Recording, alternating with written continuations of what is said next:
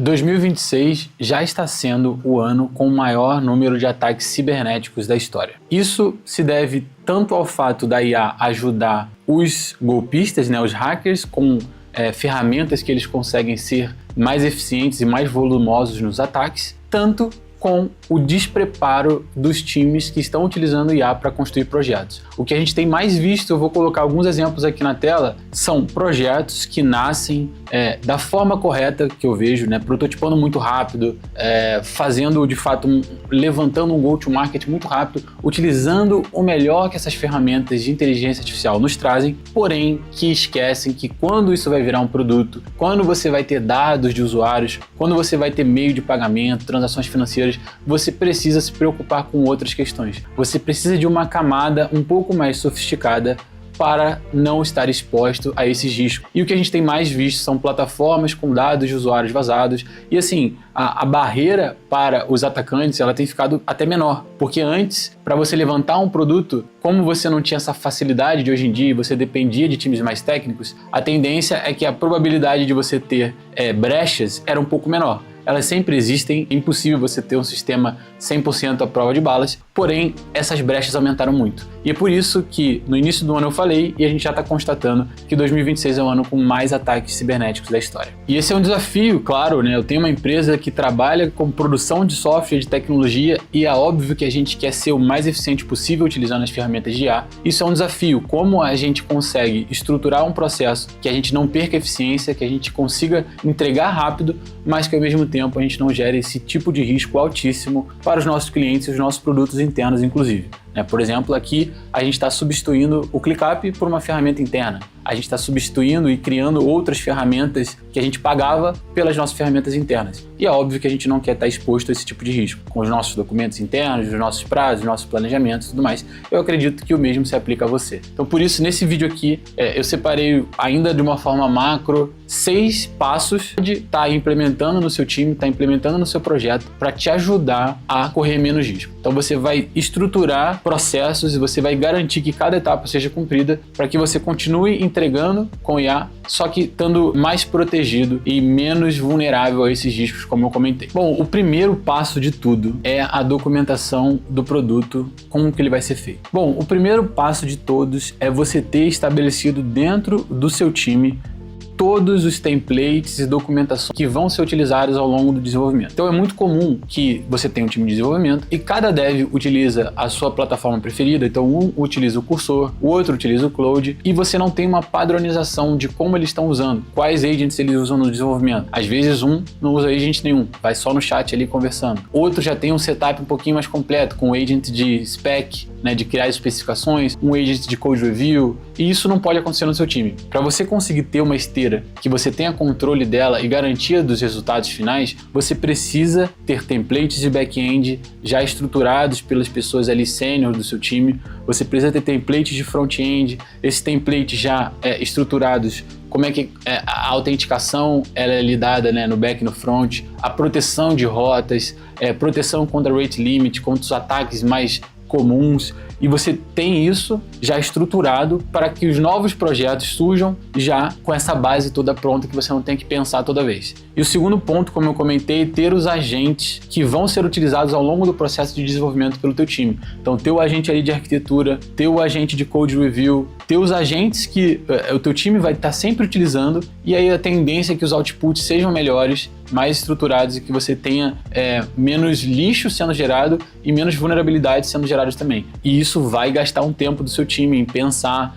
em como fazer. A gente acabou de executar isso aqui na House, então não é um processo fácil, principalmente se você tem mais de uma squad trabalhando, mais de 3, 5 desenvolvedores, porém é um processo extremamente necessário. Então, recapitulando, o primeiro passo é você ter estruturado como que o seu time de desenvolvimento trabalha com templates e com esse fluxo dos agentes já determinado. O segundo passo é ter uma pessoa ou um time que ela é responsável pela parte de QA, Quality Assurance. Então, separa a parte de desenvolvimento da parte de QA. Isso é muito importante. Então, quando você tem um time de desenvolvimento junto do time de QA, naturalmente, essas duas esferas ali, elas vão se embolar. O QA ali, ou o dev que faz o QA, junto dos outros devs, nas demandas do dia a dia, a tendência é que esse QA seja mais fraco. Mas se você deixa uma pessoa com essa incumbência, com essa missão de falar, olha, você vai traçar aqui os cenários de regressão, você vai executar esses testes e vai gerar um relatório, mesmo que seja utilizando IA, e essa pessoa tem essa incumbência, o resultado é completamente diferente. E quanto mais afastado,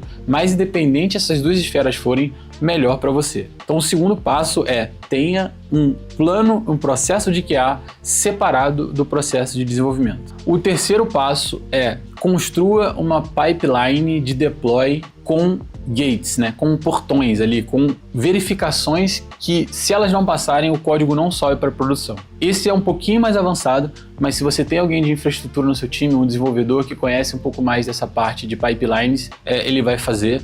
Ou se você está solo aí, com time solo, com IA você também consegue fazer. A grande diferença hoje para mim de um time sem a pessoa técnica mais sênior, um time com a pessoa técnica, são os 30% adicionais ali de mais eficiência, mais segurança, mais sofisticação, mas você consegue gerar ali os 70%, como qualquer pessoa consegue gerar hoje, do que eu estou falando aqui. Então, gerar uma pipeline com gates, com validações claras que não deixem o código subir para a produção se não passarem. Também é separado do processo de desenvolvimento, você não precisa necessariamente de uma pessoa dedicada para isso, mas você precisa que isso esteja configurado aí no seu GitHub. Então você vai determinar ali, por exemplo, uma auditoria, né, dos pacotes que foram instalados para ver se tem alguma vulnerabilidade. Hoje, a cada dia que passa, a gente descobre uma vulnerabilidade nova num pacote aí do ecossistema de TypeScript, de Python, que é o mais utilizado. Então você ter essa verificação a cada deploy ali para produção é essencial. Parte de testes, né? Então você ter um coverage mínimo de testes para garantir a estabilidade do teu sistema, né? Que uma feature que foi feita pelo desenvolvedor não vai quebrar uma coisa passada, né? Então o teste automatizado ele ajuda muito nisso. Quando você coloca um coverage mínimo ali, você está ajudando que você tenha a garantia de que o seu sistema está sempre mais estável, né? Então, que você não vai quebrar isso. Às vezes, lá no início, estava com 100% de coverage, depois de 3 meses está com 10% e ninguém mais escreve teste. Então, quando você coloca isso ali na pipeline também, né, antes de subir para produção, você vai obrigar os desenvolvedores a se preocuparem com isso. E outras coisas mais que você pode ir sofisticando e melhorando aí dentro da sua pipeline. Então, o terceiro tenha uma pipeline estruturada com gates claros que não deixem esse código subir para produção se eles não passarem. Bom, o quarto é que você tenha a mesma coisa que eu falei para QA, só que para pen test, para segurança. Então que você tenha uma pessoa, pode não ser uma pessoa necessariamente técnica ainda em pen test, mas ela vai buscar alguma ferramenta de IA, ou vai criar algum processo com IA, ou ela vai contratar alguma dessas SAIs que fazem isso por você para validar ali a tua API, teus endpoints e teu front. É uma validação ainda básica na maioria das vezes, mas ela já vai reduzir muitos potenciais danos que poderiam ser causados por brechas no seu sistema. Então, às vezes, vai executar um scanner ali no teu front-end, mapear os principais endpoints através das rotas que esse front-end chama, ou você vai dar acesso à documentação da tua API e vai executar isso também 100% apartado do fluxo de desenvolvimento e de QA e com o código que já está em produção. Então, é bom que tenha essa separação porque você quer ver os riscos que você está correndo naquele momento, né? E se você tem que atuar em alguma coisa. Então, é importante que você tenha também, pode ser uma pessoa com responsabilidade dividida ou uma pessoa só com essa responsabilidade, ou IA, ou uma ferramenta, ou um agente que você crie, mas faça essa separação clara e essa esfera de segurança também, ela tem que ser 100% apartada da esfera de desenvolvimento. Ela tem que ficar só monitorando o que está acontecendo nesse momento em produção e quais são as potenciais rotas que os atacantes podem aproveitar para infligir danos ao seu sistema. A quinta dica é que você não dê nunca poderes demais a uma ferramenta ou agent ou até uma pessoa do seu time. Então, quando você vai desenvolvendo, vai crescendo o seu produto, geralmente você começa ali, você não precisa de nada, depois você precisa de uma conta no GitHub, aí você cria lá num e-mail geral para todo mundo. Aí depois você precisa de uma conta na AWS, aí depois você precisa de uma conta na Vercel e por aí vai, você vai criando diferentes contas e você vai dando acesso a tudo isso para um dev